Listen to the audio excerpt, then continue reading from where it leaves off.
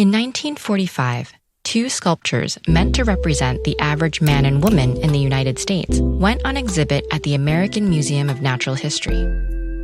Based on measurements taken from tens of thousands of young men and women, they were called Norma and Norman. That same year, a contest launched to find the living embodiment of Norma.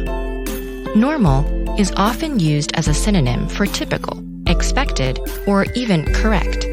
By that logic, most people should fit the description of normal, and yet, not one of almost 4,000 women who participated in the contest matched Norma, the supposedly normal woman. This puzzle isn't unique to Norma and Norman either. Time and time again, so-called normal descriptions of our bodies, minds, and perceptions have turned out to match almost no one. And yet, a lot of the world is constructed around a foundation of normalcy. So what does normal actually mean? And should we be relying on it so much? In statistics, a normal distribution describes a set of values that fall along a bell curve. The average or mean of all the values is at the very center, and most other values fall within the hump of the bell. These curves can be tall, with most values inside a narrow range, or long and flat, with only a slight bias towards the average. What makes the distribution normal is that it follows this curved shape. Normal doesn't describe a single data point, but a pattern of diversity.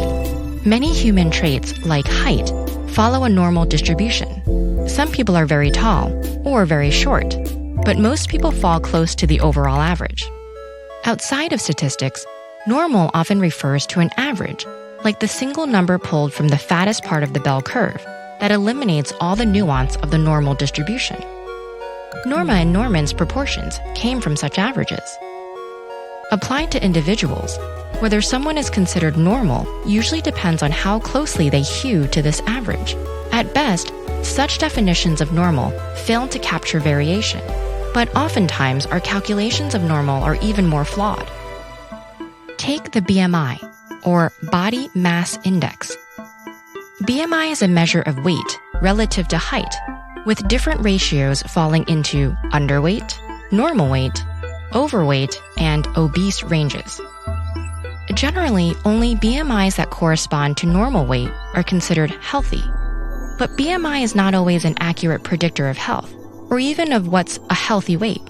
BMI doesn't take into account body fat percentage, body fat distribution, levels of physical activity, or blood pressure. And yet, those who fall outside the so-called normal range are commonly advised that losing or gaining weight will improve their health. When we apply a standard of normal to all of humanity that's based on data from a non-representative slice, we're not just choosing one point on the distribution, we're choosing it from the wrong distribution.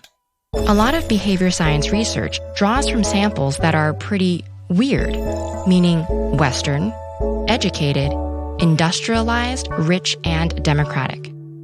These features can skew norms even in research that doesn't have an obvious link to them.